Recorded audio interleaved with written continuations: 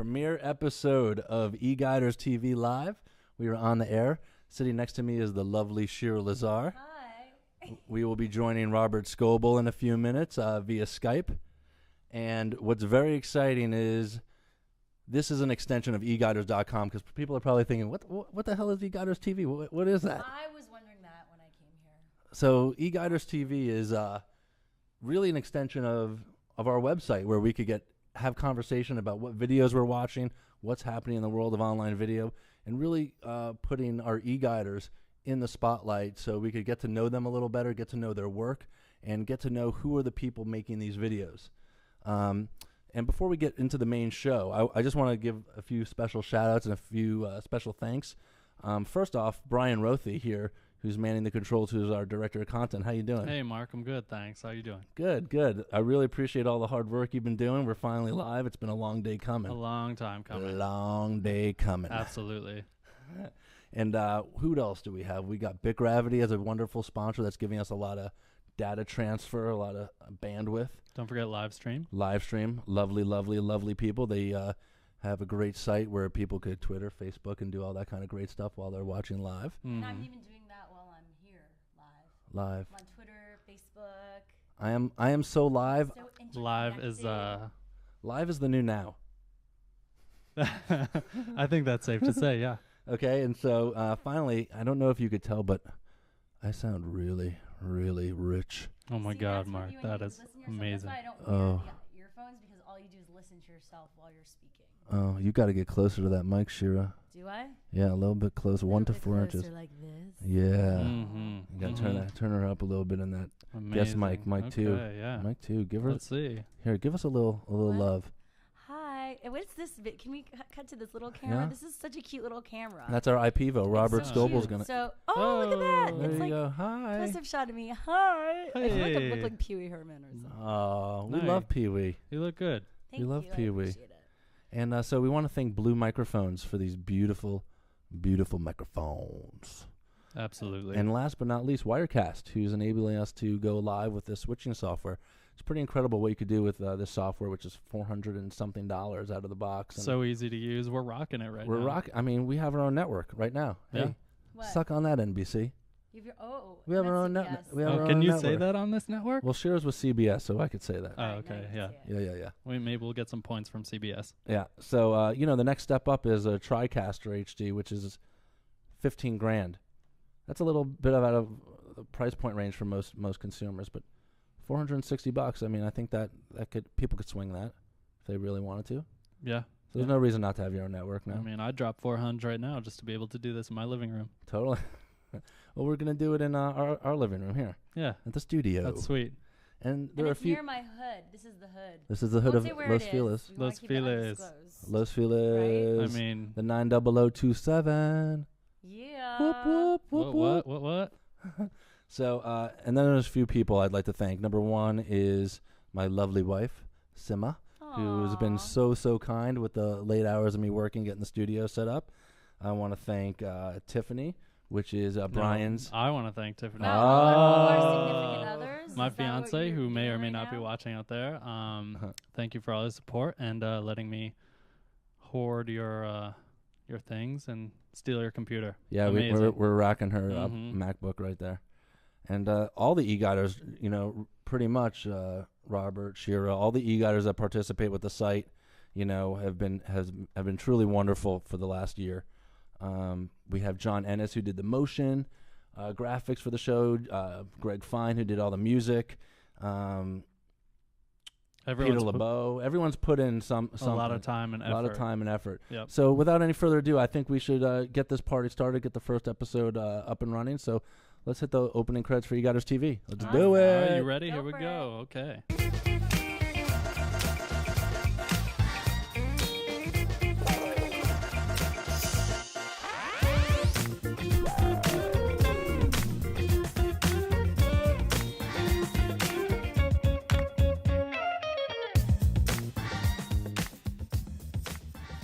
Okay, we're getting ready. Hello, we're back live in the now. So we have a very special first guest for us, Mr.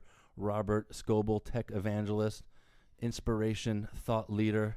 Go Scobalizer in the house. Scobalizer. Everything's fun. Good. So I love that you're turning on a low-cost studio and showing the world a way to do media, live media from your house or from wherever, from businesses. I was just over at a big company, and they're looking at building a studio of their own, just like this, that'll let them talk with the world. It's pretty amazing, and when I was doing my thanks earlier, you and Leo Laporte were definitely like inspiration to pushing me forward to kind of get motivated to build my own studio. So from the bottom of my heart, thank you very much. We had a really good time at CES and saw a lot of things that are happening. I want to get a sense from you in the last few months that when we were there, have you seen any additional trends? Where are you with your studio? And what can we expect to see, in the next few months? Well, I got a new microphone. I'm using a speakerphone made by Clear One, which works pretty well. And lets me work without a headset, but it doesn't give you the echo that most speaker systems get. And I'm using a low-cost Logitech camera. Costs about $100, and the quality on that's a lot better than the video cameras that are built into the Macs. So that's this camera. This camera that I'm using right here. Yeah. Here, we'll go to our two-shot. This camera that I'm using right here is also a Logitech camera, which we're enjoying very, very much. It gives great color, good resolution, and I think it's kind of fun to play with. Very cool. Yeah, they're very cool. So what I'd like to do is I wanted to show a little clip of the Spark series when we were talking about doing your studio and going live. I think it's really interesting for people to see what people are able to do right now, and let's throw that clip up and we could talk about it when we come back. Okay, cool. So the studio we're trying to build it for right now. What we're talking about doing for $10,000 or $5,000 is akin to what ZDTV built for $300 million just 10 years ago. So I'm building a studio in my house. I want 3 cameras, and I am looking at camcorders. So that was from the Spark series going live 1.0. Where do you see, the importance of live programming right now? Do you think? We're seeing a lot of shows like Leo Laporte and other kinds of shows on Ustream and Justin TV that have taken off. We've also seen that live TV can be used to push mainstream events like the Help Haiti telecast, which was trying to raise money for Haiti, or the U2 concert. Those were done with pretty high-end streaming equipment. But the fact that you can start up a show and get an audience is pretty interesting. At Google's press conference, I just opened up my laptop, turned on Ustream, and then told Twitter, hey, I got the only Ustream going from the press conference, from the Google Nexus One press conference, and within an hour we had 25,000 people watching, and that's pretty remarkable if you think about it, without getting any pre-publicity or any without it talking a committee at CNN into distributing this video or anything. We did it all on the fly, right live. You're able to get an audience like that. So as this world gets better planned and the quality of the video gets better and more people get little studios like this, we'll be able to do a lot of fun things. That's amazing. And so there's a lot of applications for going live, not only for nonprofits who are trying to get their cause and their message out, and people who are in the entertainment business who want to get their content out as producers, directors, and people with creative voices. But I guess also brands can take advantage of this platform as well. I mean, a lot of companies, I guess, spend millions upon millions of dollars, with ad agencies to get their messaging out. But I guess brands can take control of their own message right now.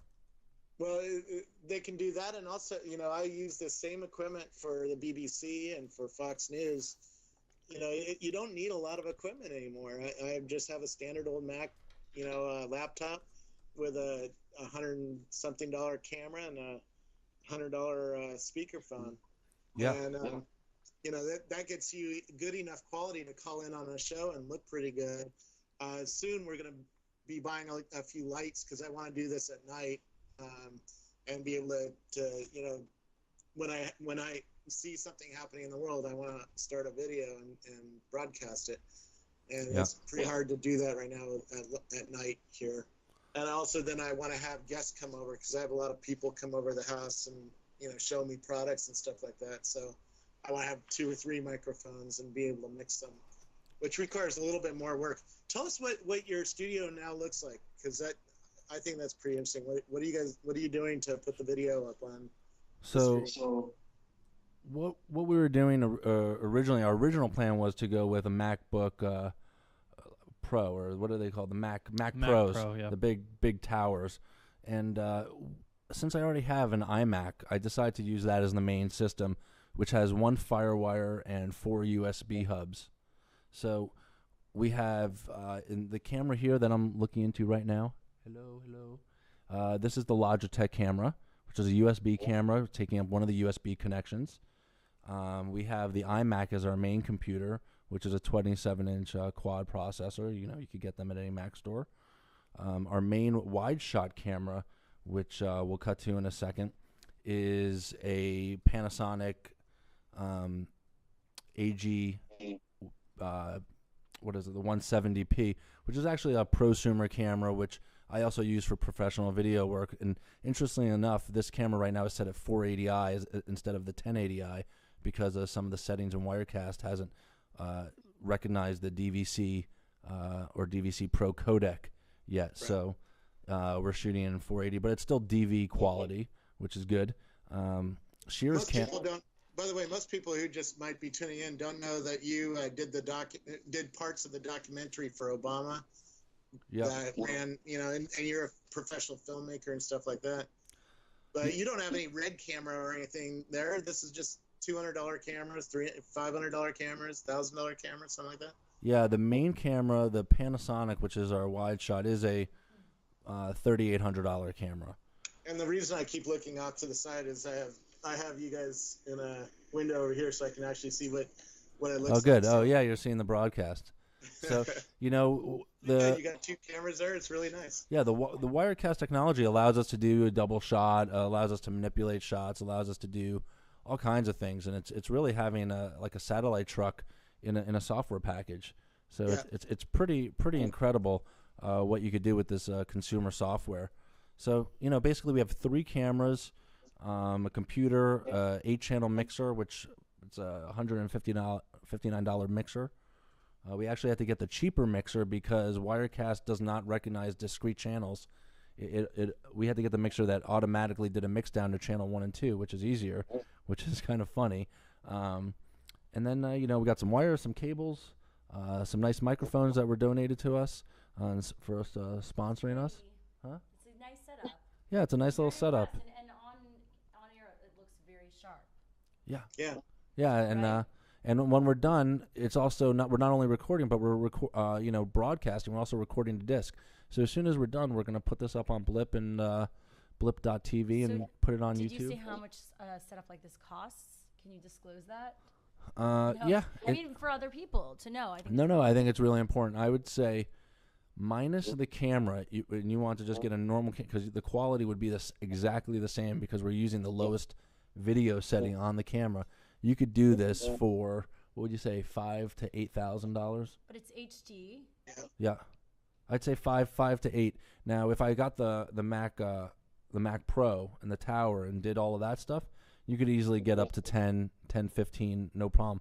But you'd have to be pretty hard pressed to get past that. Yeah, you'd have to be pretty hard pressed. What would you get if you upgraded to the Mac Pro? Would you get HD quality? What you get with the Mac Pro is you get more slots in the back, so you could use the PCI cards to get HDMI signal. So you go HDMI out, or you could go SD HDI out. However, Wirecast does not yet recognize HD SDI, so you'd have to go DV HDV out. So, but those cameras still are fine. So you'd have to use a camera that has a codec that Wirecast can recognize. However, they said they're resolving a lot of those issues in their next version that should be coming out in spring. Interesting. And so what is Wirecast lets you switch the cameras without having a TriCaster or? Yeah, it's a switching software. It also allows you to send out to multiple streams. So right now we're going out to BitGravity and live stream at the same time and recording to disk at the same time. Okay. So. Sorry, I'm a bit sick, so I'm coughing. That's okay. I've been sick since. So don't worry, viewers. You won't get the sickness because you're not here in person. My daughter's in preschool right now, and she started in December, actually January, and we've been sick since then. Awesome. Sure. Did you get the South by SARS? I know it came like 2 weeks late. Literally, it hit on Monday. I'm like, I got it. See, I have an immunity gene to South by SARS, but I spread it. Good. Oh, that's nice. Thanks, Rob. Thanks, Robert. There's all those pictures, all the shots we took together. It must He's have the host. Rubbed off. That's it, you know. He's the host. Wait, Rob, do you have an iPad? Not yet. I'm getting one. I'm like looking. Yeah, I'm not Pogue or Mossberg, you know. You're what? I'm not Pogue or Mossberg. Oh yes. Mossberg. I'm not on the special Even list of Jenny Jardin got an iPad. Yeah, how does that happen, you know? Uh-oh. Well, you should start a petition. You should start an online war. Well, you know, Phil Pad Schiller, war. VP of Marketing, lives right down the street from me. So I'm thinking I got to start having a strategy for how to deal with Apple. That's so weird. I know. I just started getting in with their marketing because of this. Yeah. Yep. So, you know, I really appreciate you coming on, Scoble. It's been a great first episode. Is there anything out in the video universe, online video universe, that you're seeing that you like? How often now are you watching online videos? I watch quite a bit. I tend to like the higher end stuff, like the TED Talks or whatnot. But I watch Leo. I'm going to be on Leo's show on Sunday talking about the iPad. What else do I watch? I watch a little Rocket Boom here and there. And then I watch video as it comes to me in Twitter or Facebook or Google Buzz, you know. So if somebody says this is the hottest thing you've ever seen, you know, that's how I saw the latest Lady Gaga video. You know? I wasn't looking for Lady Gaga, but somebody said, hey, this is a cool video. Poker face. So, you know, talking about the TED Talks, that kind of leads me into talking with Shira, who we were, you know, I ran into you, Scoble, at the TED Talk, so I was with Shira doing an interview with Jamie Oliver. Jamie Oliver. Jamie Oliver's Food Revolution on ABC right now. Yeah, and it's doing really well. Yeah. People are really digging it. And we were there from the beginning before the show. We were there actually while they were shooting the final episode. Yeah, so they were still actually in the process of making the show, and he was the TED Prize winner for 2000 TED. And his wish was to, I guess, bring healthy food to all of America. Right. And so, you know, I want to talk about a little bit about your work, Shira. Like, how would you describe what you do? I think I get that question every day or more. What do you do? And the funny thing is that my pitch still is not as good as it can be. Okay, well, let's hear it. Give me the one-liner. Well, I guess because it's changed so much, because this business is changing so much. A few years ago when I started, you know, I was just a host and a reporter. And then as I started doing online stuff, I was like, oh, a blogger. And then when I joined CBSNews.com in September, I became a hybrid journalist. And that's just mirroring where the business is going. Everything's changing. And so you have to kind of evolve and transform like a chameleon with it. On air, online. I say, and that tagline hasn't changed, though. That's pretty good, though. Because I've always loved the online community and the online space. It's a place I'm very passionate about. I'm very passionate about the people involved as well. I don't necessarily say I'm a tech reporter, but I tell stories using technology. And I'm not necessarily an expert, but I have the access to experts to hopefully humanize all these things for the masses. So when a story like the iPad comes out, I'm not necessarily saying like these are the specs and blah blah blah, but I say like culturally, how is this going to change things? Like, why should we care? Right. So when we were at TED, I thought Scoble actually said it really well. And you know, I was really impressed. I felt like so honored. Scoble at the Hollywood Reporter Tweet House party. I mean, during the day at South by Southwest, he said, you know, he obviously brings this to the niche, and he's like a tech guru. But do you remember saying this to me? I don't think you go, but you bring it. You make this like understandable for the rest of the people. Do you have your audio? Wait, is it working? Your audio? Yeah. Yeah, should be. Testing 1, 2, 3. Can you hear me? Yeah, I hear you. Oh yeah. Yeah, I try to get the geeks to explain things in normal language, because sometimes they start, doing the, talking about HTML or something, and IP normal 1.502. Yeah, normal people are like, what? What did he just say? So I try to get them to bring it back up to a level where most people can talk about it. Yeah, so I'm not necessarily, like a tech person in the way that all of us know Robert Scoble or even Arrington or people like Natalie Del Conte, but tech is not just technology anymore. Culture is very much, technology is part of culture in every industry. So you don't need to be a gadget freak to understand or care about technology anymore. Right. I like those headphones, I Shira. know these headphones are not working for my look. Come on, they look Don't be a fashion victim. Oh my god. Oh my god. The nice Jewish girl wearing the headphones. But in the end, listen, Actually, I got the speakerphone from Clear One because it sounds like shit though, Robert. It does. Well, but I don't have to wear stupid headphones. I know, thank But you. Thank you. Isn't that part of the look? Cool. Like you look like it's like a Howard Stern look, Anyway, but so it's like Glenn Beck. You're looking like Glenn Beck. What's going on? Oh God. Oh, thanks. So what an insult. So CBSNews.com. That's where we did that Jamie Oliver piece for CBSNews.com. I also host for fun. Right. A little web show called This Week in YouTube. Right. Which has a fun following on YouTube. It's very raw and edgy and we have that clip low quality. We have the clip of the TED Talk. You want to just look at it so people could have some type of context. Let's show, because it was a really cool experience what we did with Jamie, and we'll talk about it after we show it. Awesome. A lot of the problems we have is just because it's gone totally bonkers. There's still a place for a lovely burger and chips in our life. And one should love a pizza.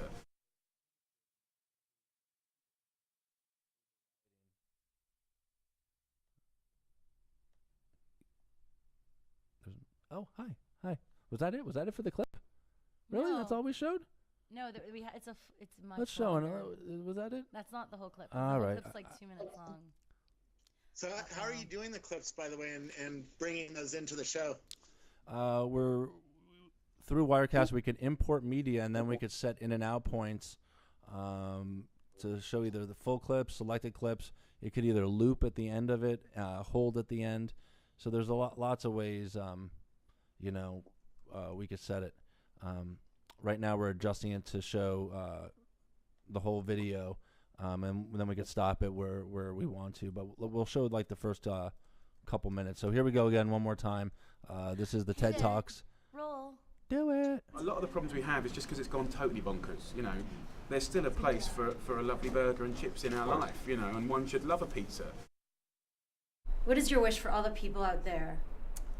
So you don't want to use this camera? You could use it. Look at everyone. Let me film him because he looks so cute. My wish for the TED Prize is that we create a movement, a sustainable movement that helps to educate kids, teach families how to cook, and fight relentlessly against obesity.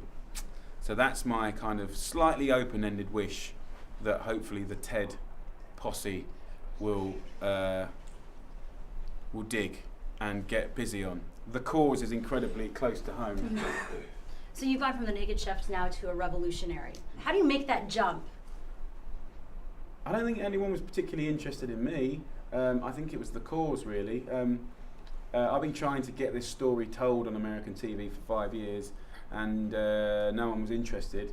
And then just recently, I started thinking, well, because I've done the campaigning element, because that's what you got to understand. It's not just a TV show. Like, it's a campaign, it's a movement that we happen to be filming. So I approached Ryan Seacrest because I thought, well, everyone loves him, everyone trusts him, so let's get him to present it. And he's like, yeah, well, I care about this subject. Send me some of your work. So I sent him some of my work. And then I think I frightened him to death because he said straight away, look, we'll do it together, but let's make it happen, but you got to do it, it's your thing.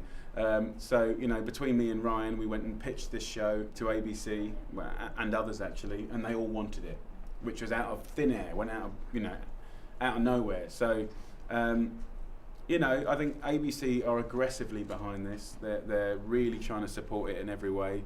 I've never heard a network ever talk about this kind of subject in this kind of way. So why now? Because the time's right. The time's right. Time is now. You know, America's a great country. You've got such a lot to be proud of, but you know, you have screwed it up over the last 40 years, and that's just the fact of it. It's not about putting America on a diet and not letting you eat the things that you love. It's about understanding and fixing the food issues, you know, getting the non-food out of food, making food be real food. I mean, honestly, I can't tell you how profound it is. I can spend 10 minutes with someone and it can change what they buy every week, and it can change their health. And if I do that bit right, it'll change their own sort of interest to learn more, which then goes into a sort of snowball effect of just being streetwise in food. And finally, we can expect you at the White House. Is that the next step? I don't know. I mean, we've been talking to the White House now for about a year. They've got nothing to fear from me. I'm totally on side. And, you know, I want to kind of tell us some of the specifics of Huntington's story in West Virginia, which hopefully will be the inspiration of America's food revolution. God bless America. Awesome. Thank you so much. Thank you. All right. I got a little bit of the tail slate at the end of that. So sure, you know, let's talk about that process a little bit about, you know, the 3-camera shoot on the fly. That was interesting because at first, because of budgets and also how I've kind of created, I guess, my brand around blogging, it all started because I was doing actually all these highly produced pieces for networks, and they were just boring, and everyone wanted to do something edgy and this, that, and then by the end of the edit, it just felt so forced and so just not authentic at all. And so I started bringing my Nokia N95 around with me and doing behind the scenes videos everywhere I was, you know, at red carpets, at events, and people started watching those more than the edited segments. And so going into you know, situations like with Jamie Oliver, and the reason why CBSNews.com brought me on, I'm like the first vlogger they've ever worked with, which is definitely an interesting thing because in terms of being taken seriously in the company. And also it's a question of people say, oh, you're just vlogging because of budget, and that's basically it. Like if you really could, you could have a whole crew with you. And yeah, there's something to be said about that, but I must say what I get in situations where it's just me and the person I'm talking to with just my camera, it makes it really different, and it kind of is fun when I move it around. It's part of the experience, and it changes it up. So I approached that TED situation with Jamie Oliver with you, where I was literally just going to do my typical video blog thing, but then being at TED, which is so prestigious and so known, I thought I would, you know, raise the bar a bit, and it deserved a bit more of a higher value to the video. And so we brought you with your Canon camera, the new HD, which rocks. Yeah, the 7D. The 7D. And at first it was going to be just that 2-shot, and whenever Jamie started talking, you would just zoom in a bit to make it more dramatic. Yeah. And I feel 60 like minutes zoom. Yeah, you're on it right now. Look. I feel like it looks like it's looking up my nostrils. No. Okay, now you're in the way. Oh, I like that more. Anyway, whatever. And then you go, well, why don't we try something? We had the 2 Kodak ZI-8s.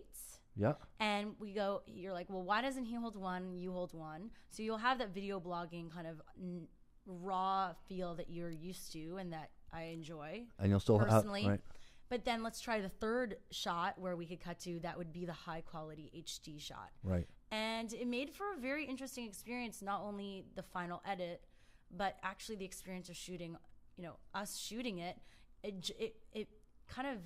was interesting to see Jamie Oliver deal with it too, and it created an interesting reaction and an interaction between us, where he was holding the camera. Don't you feel that it's kind of like finding the pendulum, finding that middle ground, right? Where you were doing these highly produced kind of static shows, and then you don't want to do something too raw and unedited and low quality, because then it doesn't get the respect it deserves, and it propagates this idea of web video, which is that it's disposable. It sucks, and it's disposable. But then, there's the Kodak. We're pimping out Kodak. We better be. You know what? I'm trying to get. I know, we must too. Everyone's trying to get some shit with Kodak. No. So we're gonna all send them. No, Kodak. We're trying to get their micro studio up and going. So I mean, look at that thing. It looks like a little BlackBerry, doesn't it? Yeah, it's very cute. I like the way it looks. You know, you could cut the. But it's besides the look of it. It looked really cool. And then it also created an experience where I'm sure he's never been told while someone's interviewing him to hold a flip cam. And I think it would be cool to interview a director even. Yeah. Imagine interviewing a director and having them Yeah. shoot you while you're shooting them in a third camera. Yeah, it adds a whole new dynamic. Dynamic on camera and then even off camera Right. between the interviewer and the interviewee. And the camera, everyone so it's like becomes an artistic experiment. Yeah, it's an immersive experience. And it's an immersive experience. And then after that, the TED people were really impressed because they had, the CNNs and all these other networks there, and everyone Right. was just doing the typical sit-down interview. And then Right. this was just completely different in all ways. And that's what I hope to do through using these tools to kind of disrupt a bit and do things that people haven't seen. And not only by telling the stories, but the way you're telling the stories. Right. I recently shot a project for a studio which will remain nameless with the Kodak as one of the few cameras, and they were definitely felt disrupted by me using a little handheld camera, and they didn't realize that it shoots 1080p, and it's it's going to look the Canon. the Kodak. Oh wow, yeah. And I had the Canon, and I had another camera, and they were just like, "What are you doing running around with this little thing?" And I said, "Don't worry, it's going to be great." So now they're very happy with it because they see the potential of it. But I think a lot of people are really shocked when they see these cameras. They don't even know that they're video cameras.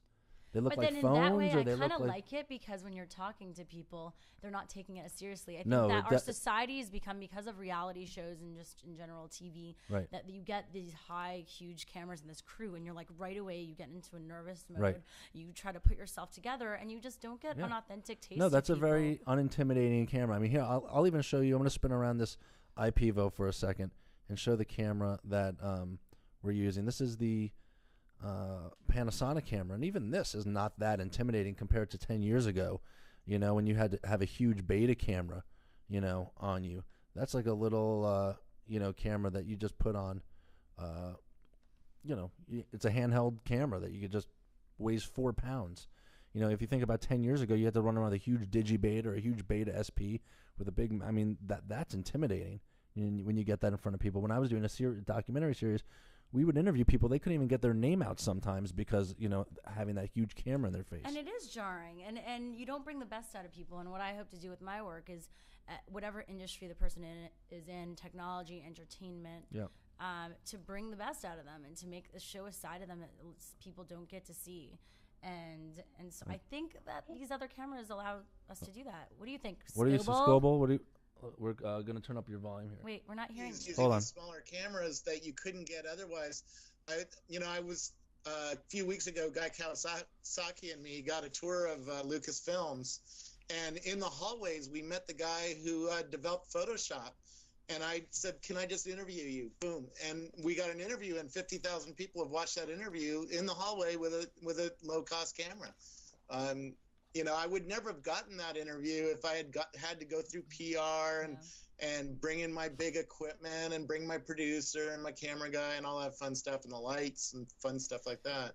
But here it was just quick off the take, and boom, you get a pretty good audience. So do you find that there's a happy medium somewhere in between where, how we could raise the bar of using these kind of consumer tools and not just treat them as throwaway devices, but as a powerful tool to even get high quality content? I think you're showing how to do it with 2 or 3 of the cameras and having cuts back and forth. I think that raises the bar. When I see your videos, I know that I forget that you did it with a cheap camera. It looks produced and edited, and it has a story to it, where I usually just put up the whole thing without doing a lot of production and a lot of cleaning it up. Right. And to do editing, by the way, you need 2 cameras, because if I'm using one camera and then I want to edit from one thought to the next thought, I have to cut. But if I'm only using one camera, you see that cut. Where if I have 2 cameras, I can cut from one camera to the next, but I can cut something out in between there. And you don't even know that we cut something out, right? Like if somebody is going, you could do jump cuts. It's the power of the edit. I mean, if you had one camera, you could do a ton of jump cuts, but that'd be like a French New Wave. It'd be like a French New Wave film. Well, that and you know something was edited, and you know somebody's playing with it, and so you lose that ability for just to focus on the conversation. You see this white flash, or you see this jarring camera movement, and your brain starts going, "What did I just miss? What happened there? Who did something to me?" You know? Right. No, I agree, and I think having these types of conversations so people could realize that there is a new way to do things. For me, I went to NYU for film school, and I was trained for a business that's kind of quickly going away, that doesn't exist really anymore, or it exists for a lot less Well, the story, people. the thing is, what we don't realize is, like, the stories exist. Like, the structure, a way of telling something, like, the film story exists. It's just the tools that we're using are changing. And the people's voices, I hope to have a pretty distinct voice, and I think it's important. I think Scoble has his voice, and Shira, you have your voice, and that's kind of what makes the storytelling interesting. It's about knowing what your voice is, finding that voice, and then maximizing it through the tools that we have available to us. Does that make sense, or am I just? Well, yeah, it's tone of voice and it's point of view.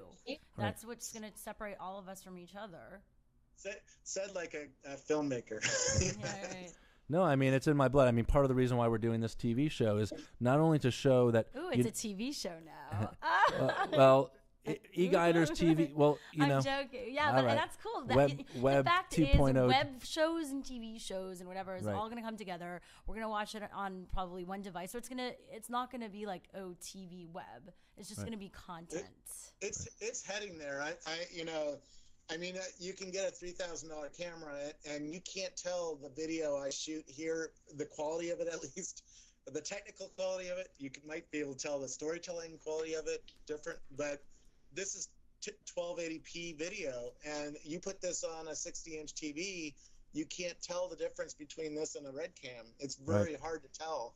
So the tools that are letting us produce interesting video are coming down in cost, and that's letting us do new kinds of media. It's really an exciting time.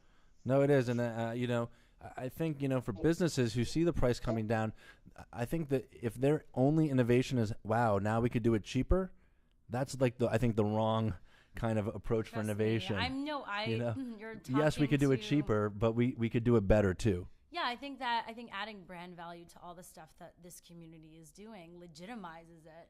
And I think it's really not fair for networks who are spending so much more, like 20 times more, to come to us like wanting a certain level of something, but saying like, but you could produce it for so cheap. Like, why would we give you money for that?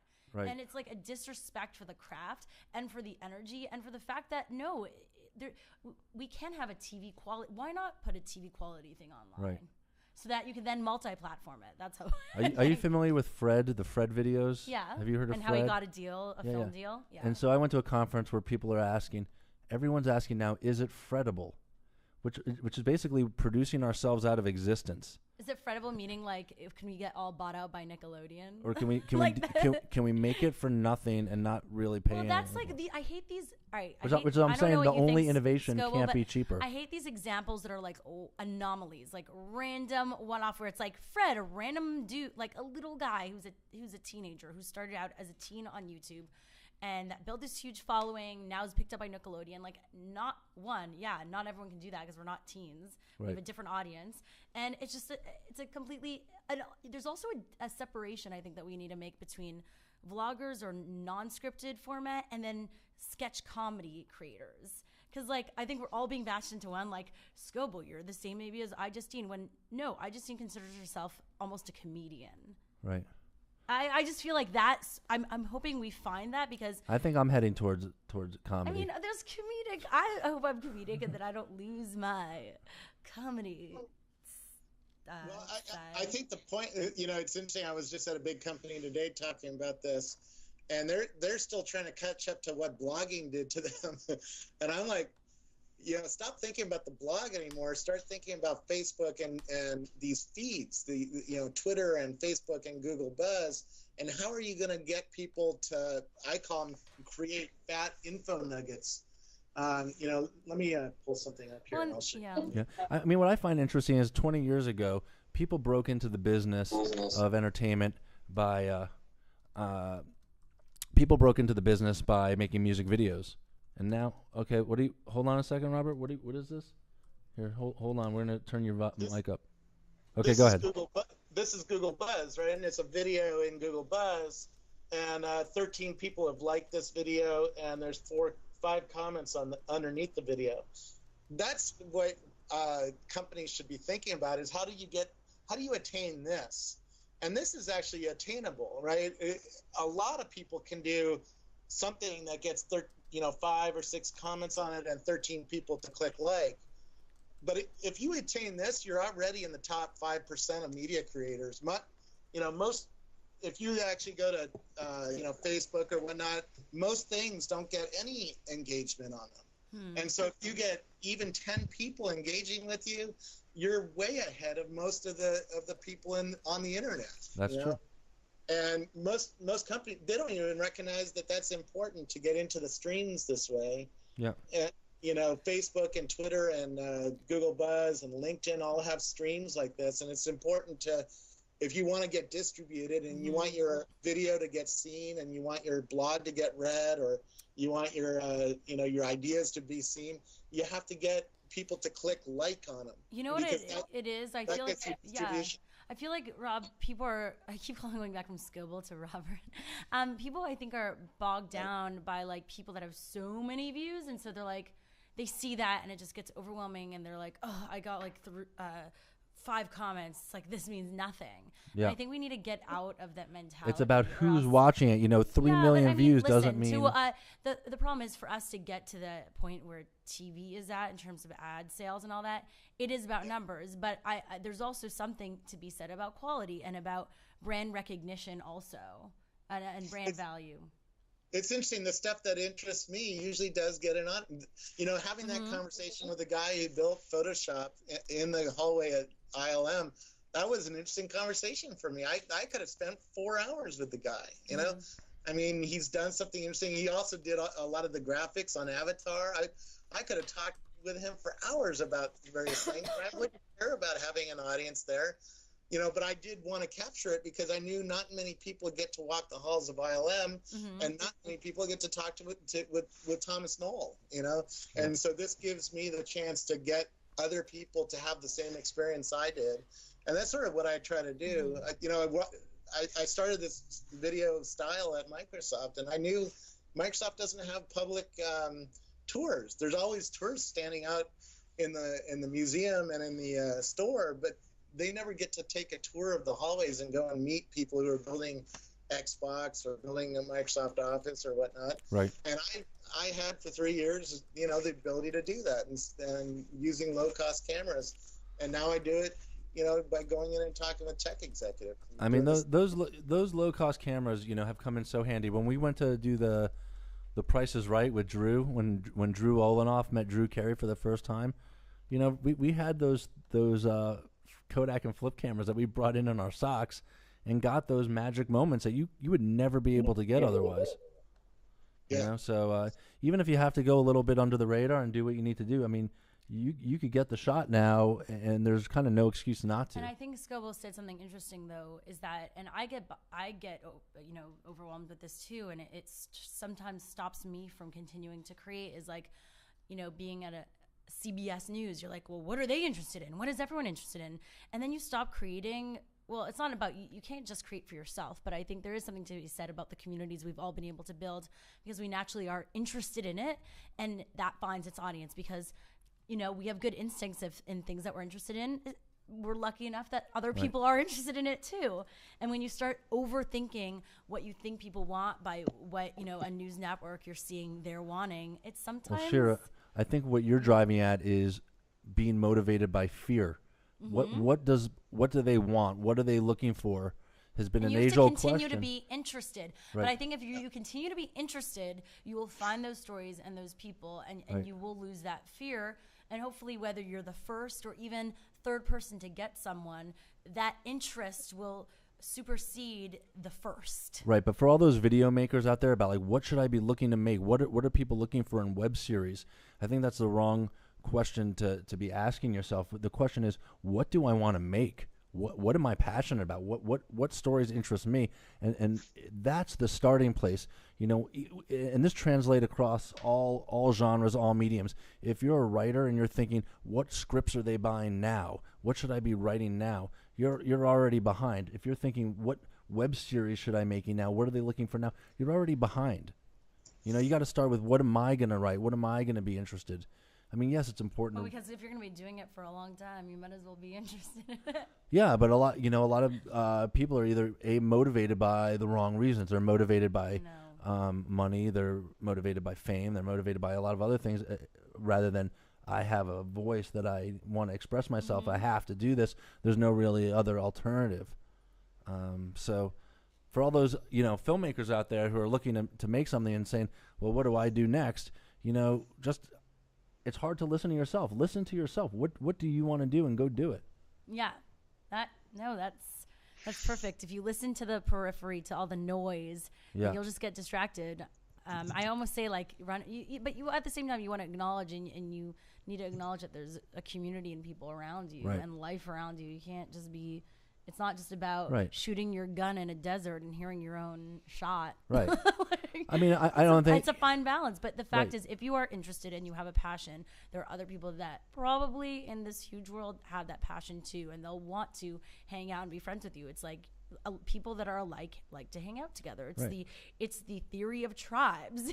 Don't you agree that the more specific you make something, the more universal it becomes, right? The more you get into, really the details of what you're doing, the more universal it becomes. And kind of, if you try to make something for the masses, just broaden it out, kind of the more uninteresting it becomes in a way. Well, Mark, and sure, there's also a principle behind that, and how the internet is different from mainstream TV. Mainstream TV has limited distribution. It has, you have half an hour of time on a specific channel, and you have to get a big audience in order to convince the committee to put your video on that time slot. Online, we have a trillion channel universe. It's called YouTube, right? Or it's called Google. If you go to Google and you search for something, you really built a custom channel right there. And if you are very specific about the media you create, you're going to get your video into one of those trillion channels. It'll be found on Google, and you'll search for something like Ruby on Rails, how to do, Ruby on Rails with, MySQL databases. You'll find a video. You just geeked out on us. But this is why you get found, right? The more specific you get, the more likely you are to get found when somebody's searching for that. Yep. And that's the opposite of how media has to be created for, ABC or NBC or CNN. Those guys, the media, you have to create a huge audience, and it has to support the audience that's already watching ABC every night. So you're working against the internet principles. And I must say also that the fact, I think that a lot of our brands have worked is because we live beyond the camera rolling. It's like, you can't just like, okay, we're on for an hour and then we're like dead, basically. Like, and that's what old media was. Right. People were non-existent. They didn't have any voice or life after the cameras were rolling. And now I say it's about creating an ecosystem. It's like, you have to be living and breathing beyond that. So whether you have your show, that's a produced show, you need to be constantly communicating with people, or else you're non-existent. Yeah, exactly. And part of the reason, not to self-plug eGuiders, but you notice there's a lot of TV personalities on there. And, we're trying to drag these traditional media people into this world in a sense of, if you're a writer. Shot is just, you don't like that shot, Sheila? It looks like it's like up my nose. Do you like it a little higher? No, it's fine. I'm sorry. I'm reading the flow of this. Total Barbara. Oh, thanks. That's why I have too much headroom. Let's see. Let's cut back to it. Okay, we got Barbara Streisand in the studio here. There. How's that? There. Tighten it up. There. That's a lot better. That's nice. That's a nice shot. It's all right. Anyway, moving on. All right. So this is why women aren't on things like this with you guys, because this is what doing great. Thinking about. She's great. All right. So what were you saying? That's much better. I was talking about traditional media people realizing that their TV show, their brand doesn't just exist in that half-hour slot anymore. Now there's extensions to those shows. There's an extended universe that can not only extend But outside. you know what it does? It But sometimes if feels you're a forced, writer, or they just regurgitate. They just throw the content that's on TV online, and well, that's but not that's the way because to do it. no, but that's because it's being driven by marketing and not by the show creators themselves. And the TV writers on late night or any of that stuff, they're not really realizing too that they're their own brand as well. So it's more important that that show may cancel, but they're not going to get canceled themselves. They're always there. Their brand continues. Their brand Well, continues. I think a lot of shows are now approaching networks that, and the way I approach networks is now that I'm thinking about it as like online, offline, on TV, like the 360 experience. I mean, it is exhausting. You have to admit, for a lot of It is. people, it's that more that work than it ever was right, in a way. right. We were talking with a network show to do their online extensions, and they did an interview with the New York Times where they said, being a showrunner now is so much different than being a showrunner in television 20 years ago. And 20 years ago, you just made your show, and now it's all this other stuff. And they were talking about the games and the board games and the this and that. And they actually got a call from the president of the studio to say, all right, well, we're going to cancel all that stuff now. You could just focus on your show. It must seem like you don't have a lot of you're too distracted. That's interesting. Right? Because the quality of it was like losing its quality because they were distracted with all the other stuff. Maybe, or maybe not, or maybe Maybe just that they think all those little other things don't have any meaning or any value, because I think TV still is they see the ad dollars right away in their face. Right from the TV shows. And so they look at all this other stuff and there's no, they don't see the dollars in front of them, so it has no meaning still. Right. What was interesting is and there's also the whole union thing involved. When I did the 24 Conspiracy, which was the spinoff of 24 for mobile phones, we did those and we had a non-union cast because we weren't, but then they sold it they sold them for $1 a piece or 50 cents. But it's kind of interesting because you could go to Fox and watch 24 for free pretty much, and see Kiefer Sutherland and a $3 million per episode show for free, or people were paying $1 to see a show that's in a 1x1 inch screen with non-union actors. I mean, I think they did a great job, but it's a pretty interesting balance of having something that has crossover, meaning that the worlds collide of the show, or do they stay on parallel tracks and they never intersect? And I think we're getting to the point where it's crucial for the shows and the online experience to kind of interconnect, and you don't know where. It's a choice. Like, some things don't need to be so complicated. No. You could have the show available on TV and then online. And sometimes, if I think a creator is creative. That sounds very redundant. I like creative creators. Then they could maybe do something interesting where it's like after the show, it's like the post show is online, or stories like what would have happened after that. Sure. Or the way it ended on TV, it continues online. There's many different ways to do it. I mean, we went through and we looked at all the television network extensions, and some of them are really interested in it, and some of them aren't. Like 30 Rock does some really interesting things. Heroes does great things. And then Battlestar Galactica. Weeds did something funny. They did a whole website around the brother. Oh, was that Kevin? Yeah, like McNeil? they did the brother. It was called like Weed Academy or something. I like but Weed it's like Academy. they make worlds, like you don't necessarily need to have the actual content. You just take a character, a little eccentricity that a lot of the audience likes, and then use that. You see there's a community around that, and make something more online. Right. Well, I think we're coming to the end of this hour here. I think we've had a great. So amazing. I think we've had a great chat. I really appreciate you being here, Shira. Thank you. Mr. Robert Scoble, tech evangelist. Thank you, sir.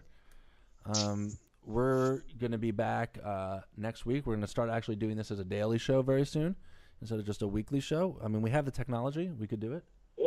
Yeah, and I might just be in my pajamas because I live near here. So I might just roll in. Hey. No. So Robert, Robert, I'd like to thank you very much, and Thanks. And thanks for your help, because I'm going to copy your studio concept and try to do it here. Yeah, no, we'd love to help you. I think we actually have some blue microphones and some lights for you, so it's we'll help you out. We'll get you up and running. I paid for them, by the way. Yeah. Or I paid for something. You're getting upgraded. You're getting upgraded. Oh, am I? Yep. Very cool. Yep. It'll be fun. It'll be fun to play with some of the microphones.